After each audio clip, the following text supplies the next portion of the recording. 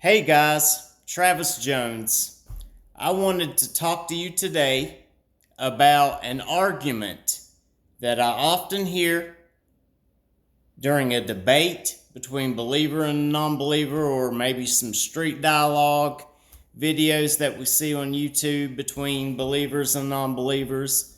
And there's an argument that oftentimes comes up, and they always get an answer, but some answers are better than others. And so I would like to give you my answer. The argument comes from the 15th chapter of Matthew. Jesus went from thence and departed into the coast of Tyre and Sidon.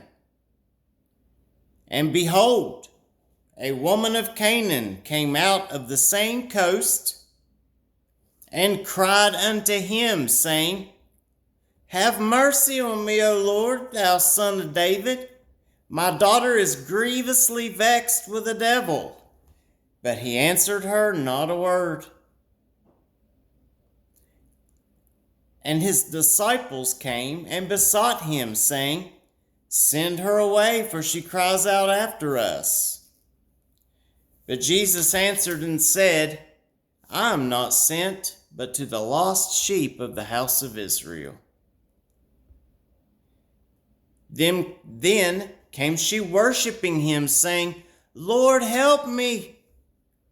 But he answered and said, It is not good to take the children's bread and cast it to the dogs.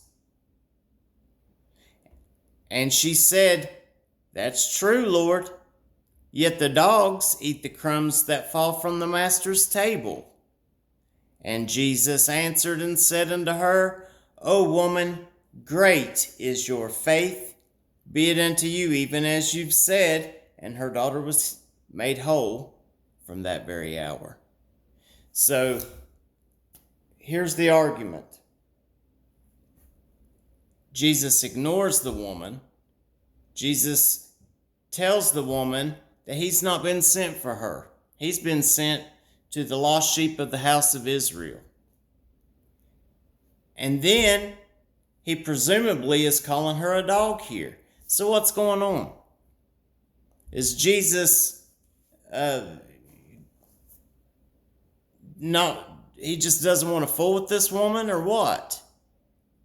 And so when we read the 15th chapter of Matthew, the writer assumes that we've read previous chapters.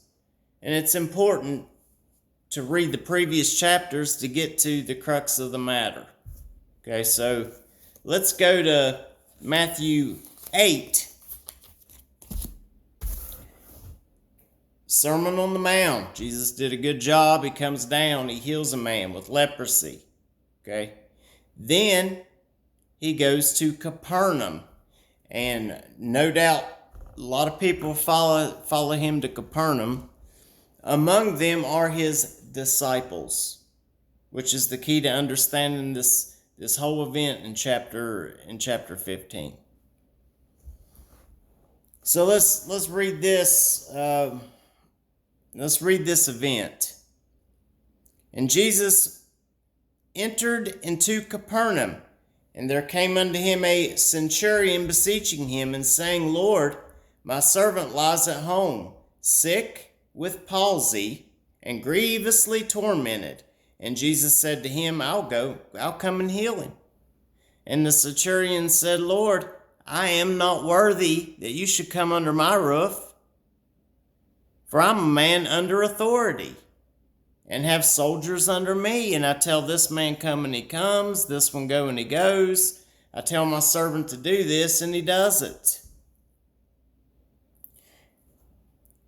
And when Jesus heard that, he marveled and said to them that followed. Who is among them that followed? Jesus' disciples. Jesus said, Verily, I say unto you, I have not found so great a faith, no, not in all of Israel. So he's saying here that this Gentile man has more faith in my ability to heal than Jewish people in the land of Israel. And I say unto you that many shall come from the east and west, and shall sit down with Abraham, Isaac, and Jacob in the kingdom of heaven. But the children of the kingdom shall be cast out into outer darkness, where there shall be weeping and gnashing of teeth. So here's this event. A centurion, not just the Gentile, a Roman persecutor, presumably, of Jews, comes to Jesus, and Jesus heals his servant. And Jesus exclaims the importance of this man's faith. And he separates bloodline from faith. Okay, so he's showing people right here that faith is more important than who your parents are, or who their parents are. Okay? So now that we know this, let's go back and reread Matthew 15 of the story of the woman from Canaan, and see if we can figure out what's going on here. Jesus departed from there and entered into the coast of Tyre and Sidon. There are a lot of Gentiles in Tyre and Sidon. And behold, a woman of Canaan came out of the same coast and cried to him, saying, Have mercy on me, O Lord, you son of David. Okay, so in crying out after Jesus, she's making some pretty intense claims. By calling him Lord and Son of David, she's announcing him as the Messiah. And watch what Jesus does. She said, My daughter is grievously vexed with the devil. But Jesus answered her not a word. And his disciples came and besought him, saying, Send her away, for she cries out after us. Okay, so he's ignoring this woman. Why is he ignoring this woman? Because he wants to see how his disciples are going to respond. Okay, so he's ignoring her. And how do they respond? They tell Jesus to send her away.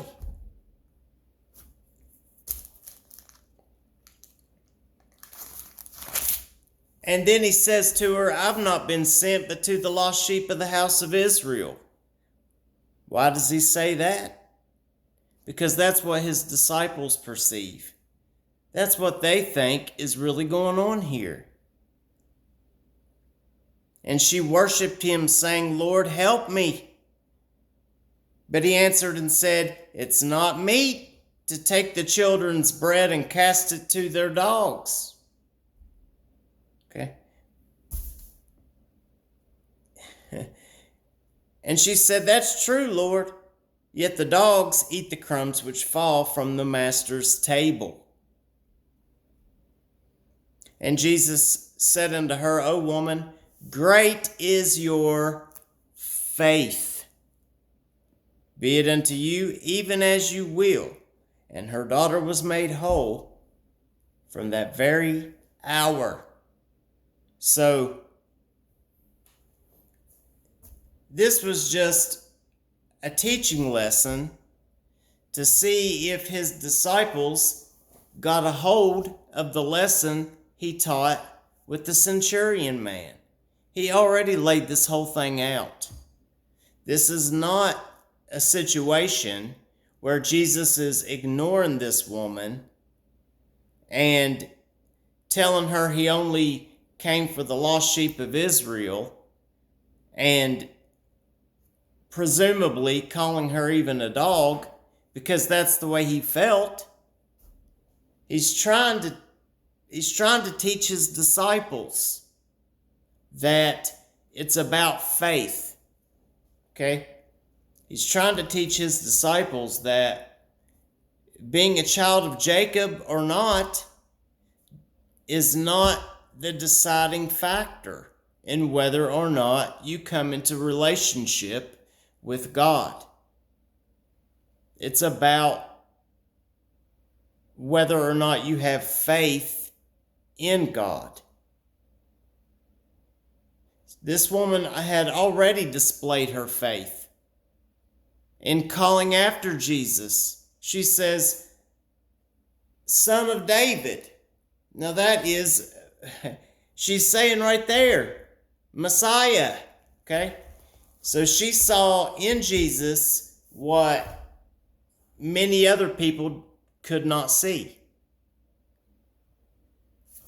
So that's what's going on here. It's simply searching for a response. Jesus ignores her because he wanted to see how his disciples were going to react.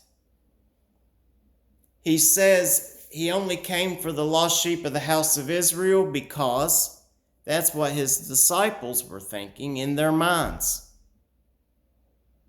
They didn't think this woman was worthy of Christ's attention.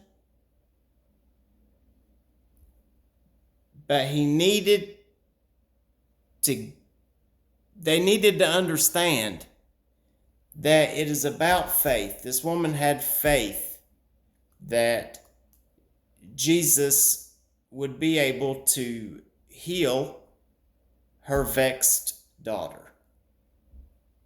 And his disciples needed to understand that. Look, his disciples didn't take a hold of this very easily. And indeed, it's not till we get to the chapter 10 of the book of Acts before Peter takes hold of it. All right, And so, when I see this in debates and street dialogue between believers and non-believers, this does come up. And, there's always an answer given by the believer. I've never heard this particular one.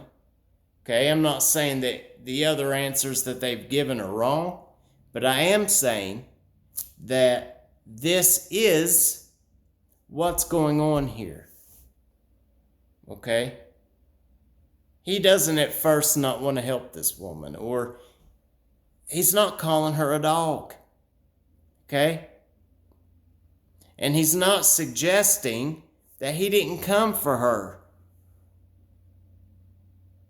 He's suggesting to his disciples that we are saved by grace through faith. And that's what's going on. So I really wanted to talk about this. And,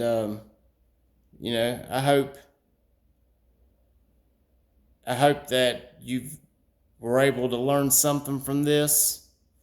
I love you. And, it's important, especially in the days that we live in, that we understand that Christ did come for everyone. Okay? Did he come for the lost sheep of the house of Israel? Yes. Yes, he did. But he also came for you, and he came for me. And he died on the cross,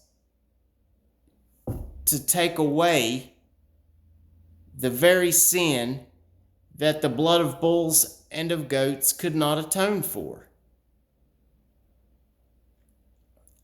You know, and we live in a day and in a time when this is more important than ever to understand. Okay? And that's really all I have to say about it. You know, usually when people raise this objection, they're just trying to catch someone, you know, they're trying to trick someone up, you know. Is he going to be able to respond to this, even though, you know, they know good and well that there is a good explanation for the reason he ignored her. You know, he presumably referred to her as a dog, which he really didn't. But you know what I mean. Okay? Thank you for watching. Christ loves you. He wants to save you. You know, and we really need to understand that. Okay? I'll see you next time. Thanks.